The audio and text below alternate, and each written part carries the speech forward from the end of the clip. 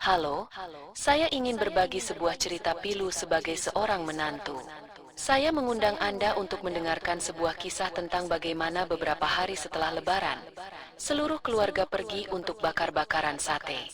Ibu mertua saya mengatakan bahwa mobilnya tidak muat, dan saya ditinggal di rumah untuk membereskan semuanya. Namun ketika mereka pulang, kebenaran yang saya buka dengan tangan saya sendiri membuat semuanya berbalik. Pintu kayu itu tertutup di belakang mereka, meninggalkan saya dengan piring kotor, bau lemak di dapur, dan satu keputusan yang akhirnya saya ambil setelah 5 tahun menahan diri. Selama 5 tahun saya menjadi menantu di keluarga suami dan selalu memegang satu kata, sabar. Saya percaya kalau saya patuh, rumah tangga saya akan tenang, suami saya akan menghargai saya, dan ibu mertua saya suatu hari akan menerima saya. Ternyata saya salah. Pagi itu, beberapa hari setelah Lebaran, saya akhirnya melihat semua penghinaan itu dalam bentuk paling telanjang. Saya tinggal di apartemen mewah warisan ayah saya di Semarang. Selama setahun terakhir, di sana ikut tinggal suami saya, ibunya, adiknya, dan istri adiknya. Dari luar, orang akan mengira kami keluarga besar yang rukun.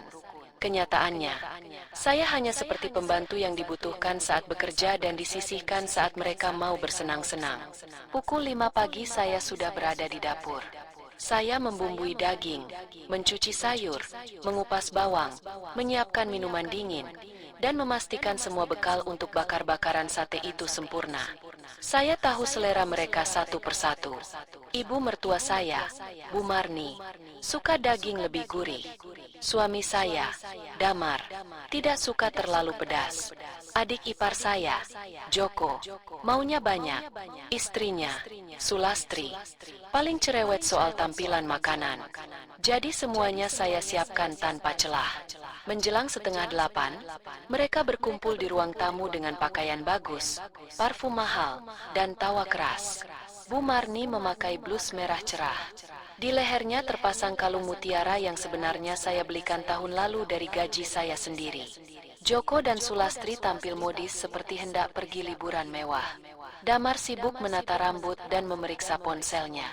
Tak satu pun dari mereka menoleh ke dapur untuk bertanya apakah saya sudah makan atau butuh bantuan.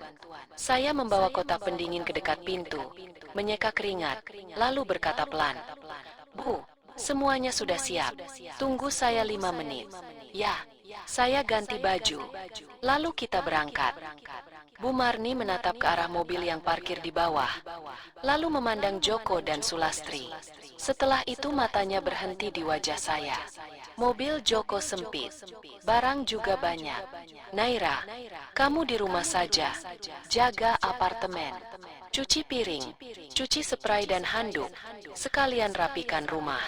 Pergi berdesakan juga bikin kamu capek. Saya terdiam. Kotak bekal yang saya siapkan berdiri di kaki saya seperti saksi bisu. Saya memandang Damar, berharap dia akan bicara. Kemarin malam dia sendiri yang bilang kami semua masih muat. Tapi dia malah menghindari tatapan saya. Ibu benar, katanya datar. Kamu di rumah saja. Lebih enak. Nanti malam kami pulang. Aku belikan kamu bakso. Joko menahan tawa. Sulastri bahkan sempat menambahkan, sekalian lap lemari kaca. Mbak, bekas tangan anakku masih ada di sana. Kalimat itu menusuk lebih dalam daripada teriakan. Mereka memperlakukan saya seperti pelayan gratis. Selama 5 tahun adegan seperti ini bukan hal baru. Saya pernah menyerahkan gaji saya ke ibu mertua dengan alasan untuk kebutuhan keluarga. Saya menahan diri membeli baju agar mereka bisa jalan-jalan. Saya diam saat mereka menempati kamar-kamar terbaik di rumah saya sendiri. Saya bahkan menyembunyikan fakta bahwa apartemen itu milik saya agar keluarga suami bisa tetap menjaga gengsi di depan kerabat dari Klaten. Mereka terbiasa hidup dari pengorbanan saya. Kalau ada tamu datang, saya yang memasak dari subuh sementara mereka duduk menerima pujian. Kalau listrik, iuran gedung, dan belanja bulanan jatuh tempo, saya yang menutup semuanya. Damar selalu punya alasan. Ibunya sudah tua, adiknya belum mapan, keluarga harus saling bantu. Tetapi bantuan yang sehat tidak pernah terasa seperti perampasan. Saya mulai sadar bahwa yang mereka anggap kewajiban menantu sebenarnya hanyalah kebiasaan memeras orang yang tidak berani melawan. Tetapi pagi itu, batas saya habis. Anehnya saya tidak menangis. Tidak ada teriakan. Tidak ada adegan memohon.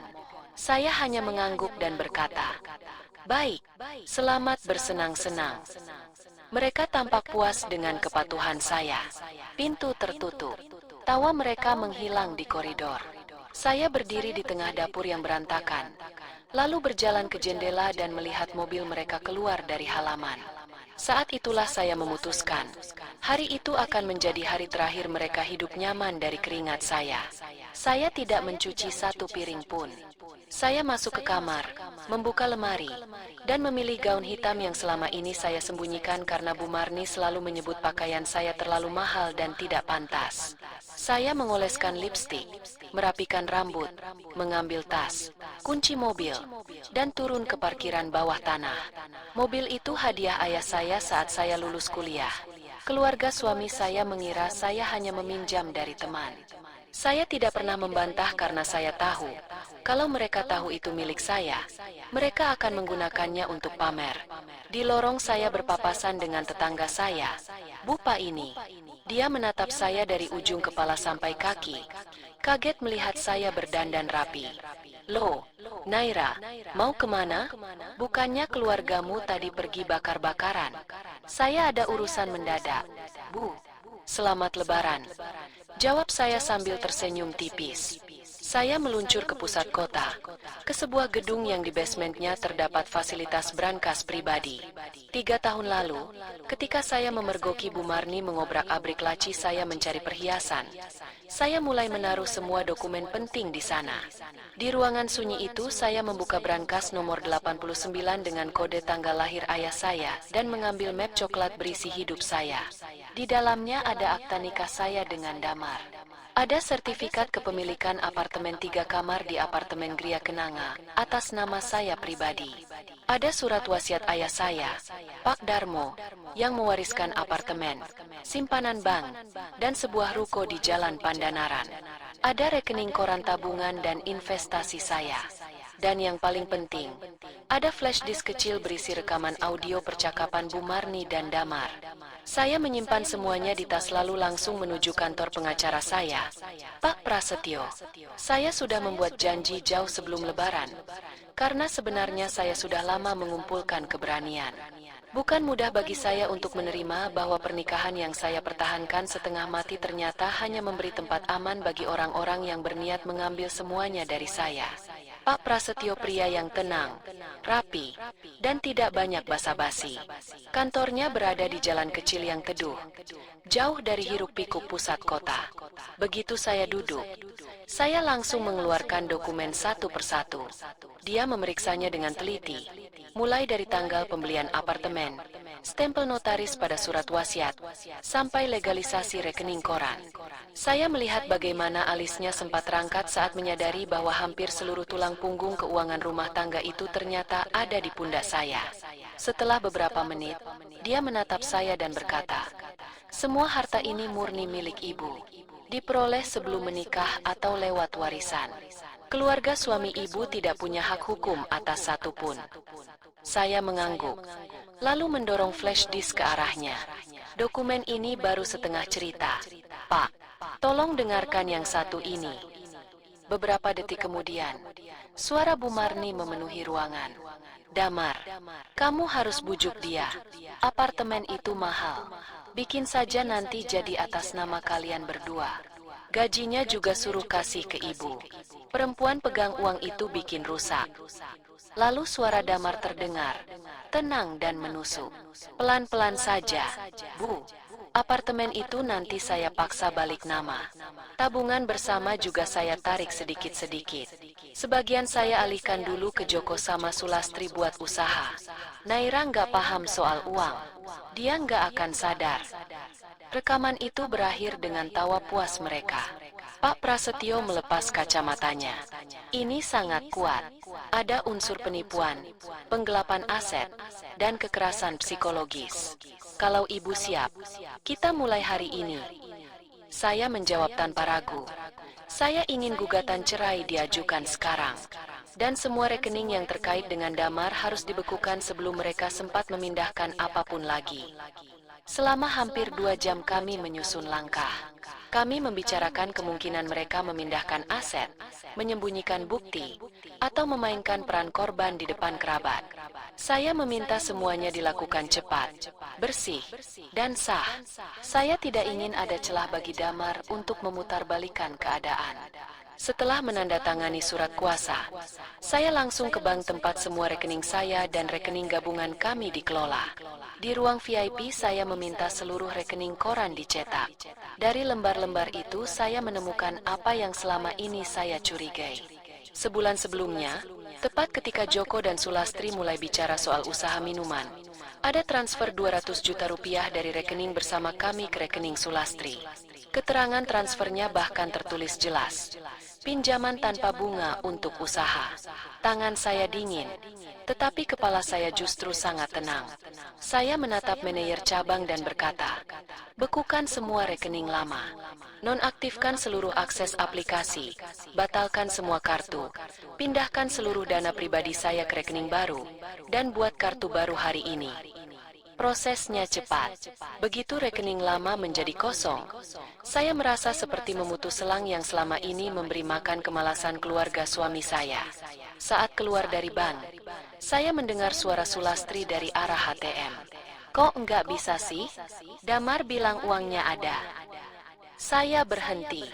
Di dekat ATM berdiri Joko dan Sulastri, masih memakai pakaian piknik, kesal karena kartu yang mereka pegang ditolak mesin. Sulastri melihat saya dan buru-buru mendekat dengan senyum palsu. Mbak Naira, pas banget, transfer dulu dong. Kami mau belanja sedikit. Nanti malam Mas Damar ganti. Joko ikut menimpali. Namanya keluarga, buat apa hitung-hitungan?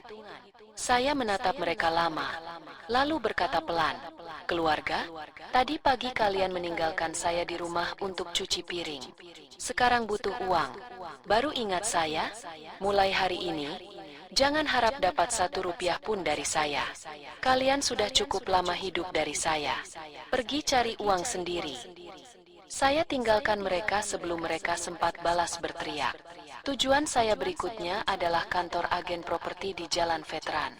Saya menemui Pak Arga dan mengatakan bahwa apartemen di Gria Kenanga harus dijual secepat mungkin. Saya ingin putus total dari rumah yang sudah dinodai itu. Dokumen lengkap saya serahkan. Pak Arga setuju membantu dan bahkan yakin bisa menemukan pembeli tunai dalam waktu singkat. Di tengah pembicaraan itu, ponsel saya berdering. Yang menelepon adalah Pak Haryono, manajer gedung apartemen saya. Bu Naira, suami ibu datang bersama ibunya dan beberapa kerabat dari Klaten. Mereka minta pintu dibukakan. Katanya ibu bawa kunci. Saya berdiri dan menjauh sedikit dari meja. Pak Haryono, dengarkan saya baik-baik. Apartemen itu milik saya pribadi.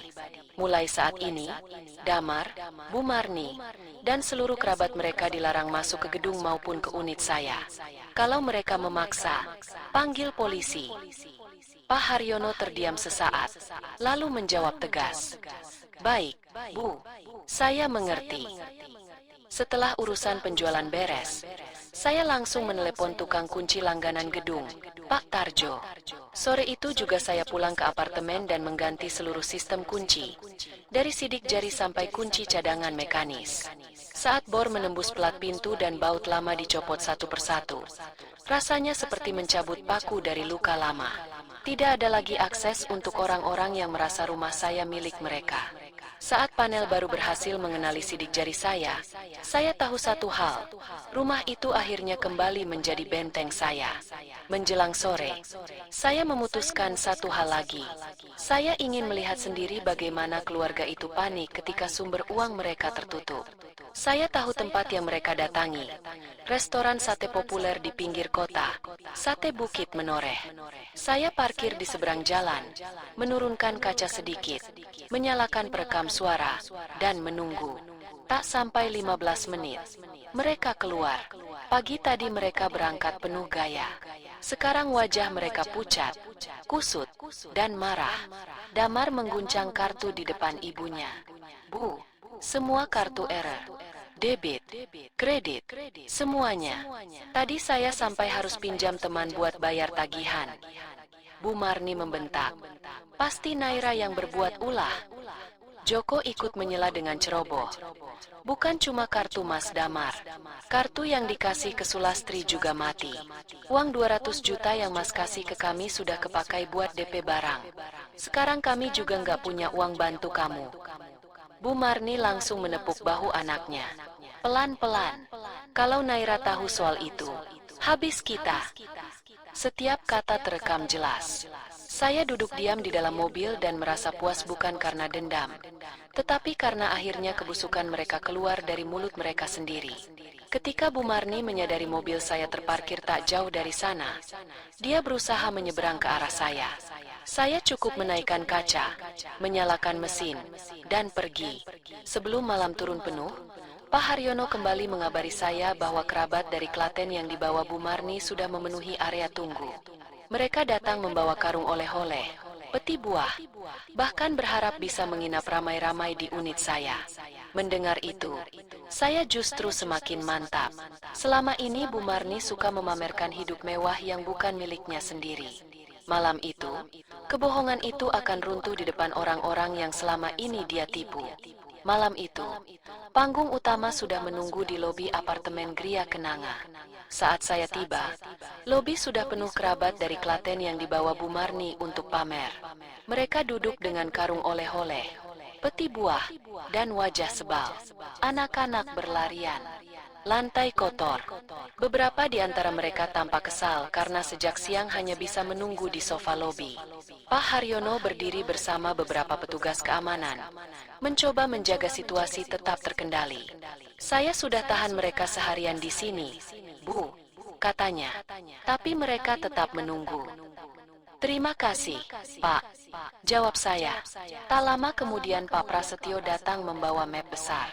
Di dalamnya ada salinan gugatan cerai, permohonan pembekuan aset, dan salinan dokumen kepemilikan apartemen.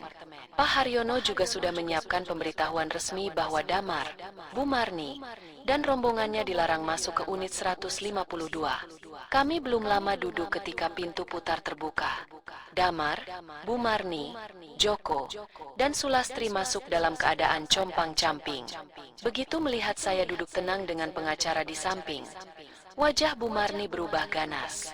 Dia menerjang ke arah saya sambil berteriak, "Kamu berani sekali blokir kartu dan kunci rumah." Tangannya nyaris terangkat. Tapi Pak Prasetyo sudah berdiri di depan saya. "Jaga sikap, Bu. Ancaman dan upaya kekerasan di tempat umum bisa berakibat pidana." Damar menatap saya dengan panik. "Naira, kamu ini kenapa? Cuma karena pagi tadi kamu nggak ikut piknik. Kamu bikin semua seribet ini." Saya berdiri. Suara saya tenang. Pintu rumah itu sudah saya ganti kuncinya. Gugatan cerai sudah saya ajukan.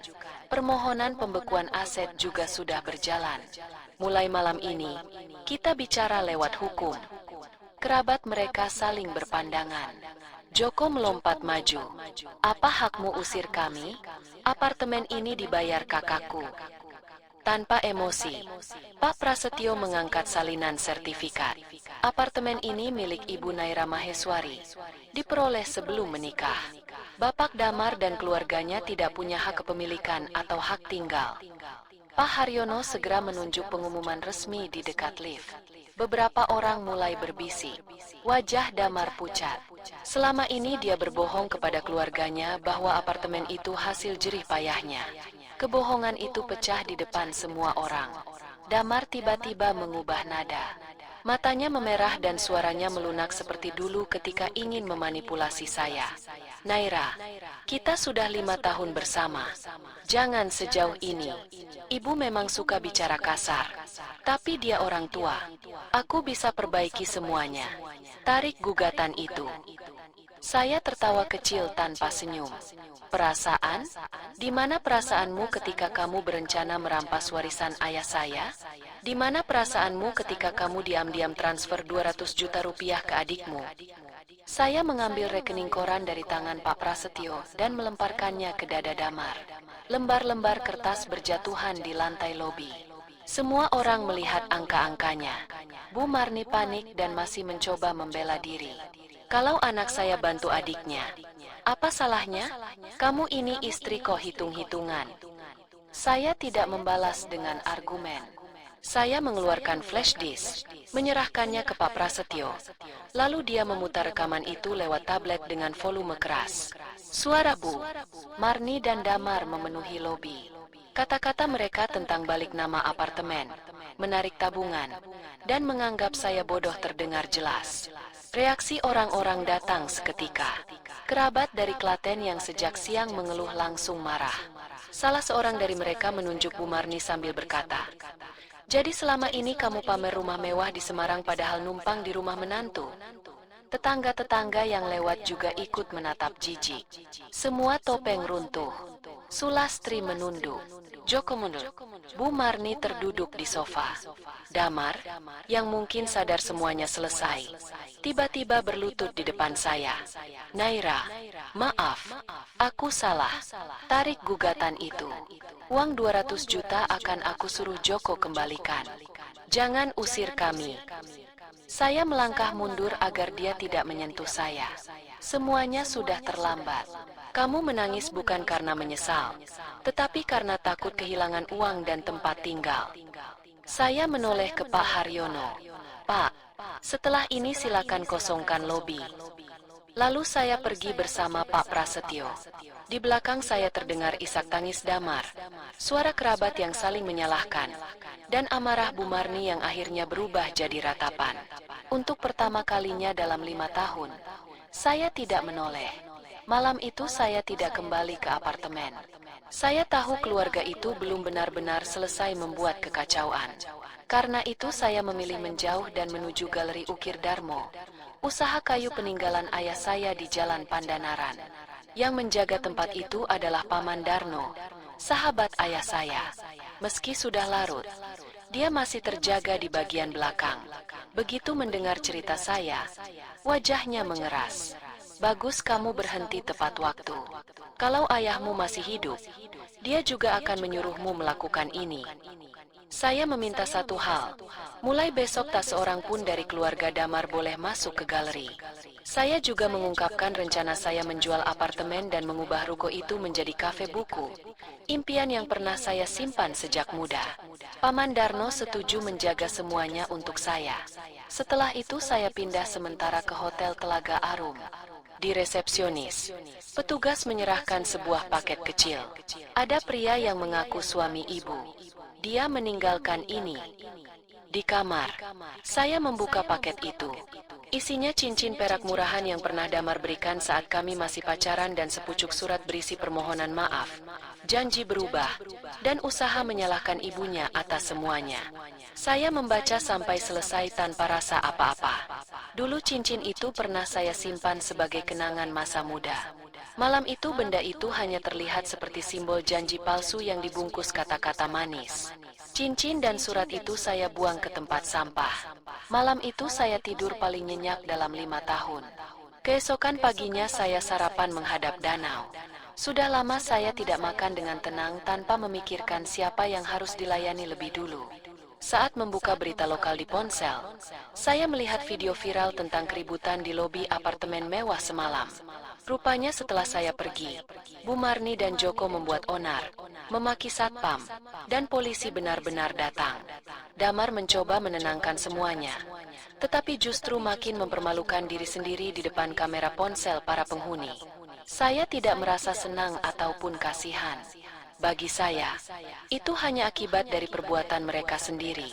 Pagi itu juga saya kembali menyelesaikan urusan bank, memastikan semua rekening gabungan ditutup permanen. Tak lama kemudian Pak Prasetyo menelepon. Bu Naira, ada dua kabar. Pertama, permohonan pembekuan aset dikabulkan. Kedua, kami menemukan bukti bahwa Damar sudah hampir 2 tahun memelihara perempuan lain di Semarang Atas. Saya berhenti melangkah. Ternyata pengkhianatan itu lebih kotor dari yang saya duga. Selama ini dia mengaku uangnya tipis dan pekerjaan berat. Padahal sebagian penghasilannya dipakai menyewa apartemen dan membelikan barang untuk selingkuhannya. Masukkan semua itu ke gugatan, kata saya. Saya ingin setiap rupiah yang dia pakai dikembalikan. Belum lama saya menutup telepon, Pak Arga dari agen properti memberi kabar bahwa apartemen saya sudah mendapat pembeli tunai. Uang muka juga siap dibayarkan. Saya menandatangani semua formalitas hari itu juga. Saat pena saya menyentuh berkas penjualan, saya sempat teringat malam pertama saya tinggal di sana setelah ayah meninggal. Waktu itu saya mengira rumah itu akan menjadi tempat saya membangun keluarga yang hangat. Ternyata rumah itu justru menjadi saksi bagaimana saya diperas dan direndahkan. Menjualnya terasa pahit, tetapi jauh lebih baik daripada membiarkan dinding-dinding itu terus menyimpan suara penghinaan mereka. Dengan begitu, ikatan saya dengan tempat penuh penghinaan itu benar-benar selesai. Setelahnya saya meminta Pak Arga mencarikan saya apartemen baru yang lebih kecil, aman, dan tenang. Malam itu dia menunjukkan unit 1 kamar di lantai 20 dengan pemandangan sungai. Begitu melihat balkon dan langit senja dari sana, saya langsung setuju. Tempat itu terasa seperti awal yang bersih. Hari-hari berikutnya saya isi dengan mengurus perpindahan, menyerahkan perkara hukum kepada Pak Prasetyo, dan menata galeri ukir Darmo menjadi kafe buku yang saya impikan. Untuk pertama kalinya dalam waktu lama, saya bekerja bukan karena takut dimarahi, melainkan karena benar-benar ingin. Dinding-dinding lama dicat ulang dengan warna krem hangat. Rak kayu jati dipoles dan dibentuk menjadi perpustakaan kecil. Saya memilih lampu gantung, kursi-kursi nyaman, dan tanaman hijau yang membuat ruangan terasa hidup.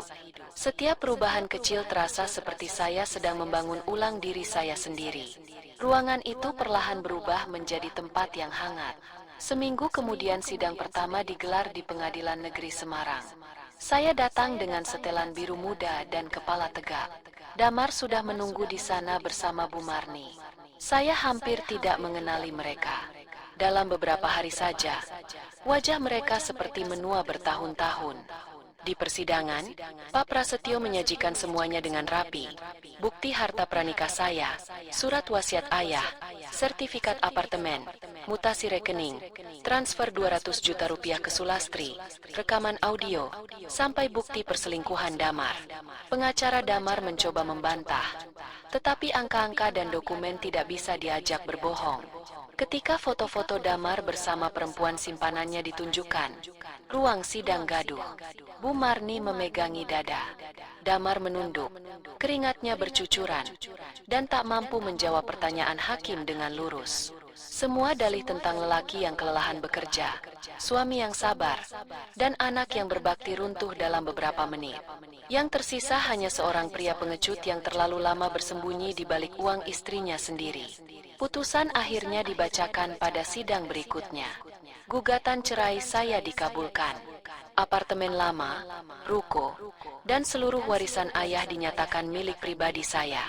Damar diwajibkan mengembalikan 200 juta rupiah yang dialihkan ke adiknya, mengganti uang yang dipakai untuk selingkuhan, dan hanya memperoleh bagian kecil dari tabungan bersama karena terbukti melakukan pelanggaran berat, kekerasan psikologis, dan penarikan aset secara curang. Saya tidak bersorak ketika mendengarnya. Saya hanya menarik napas pelan.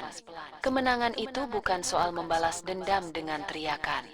Kemenangan itu adalah saat hukum akhirnya mengakui apa yang selama bertahun-tahun saya tahu. Saya diperalat, dihina, dan dirampok oleh orang-orang yang seharusnya menjadi keluarga.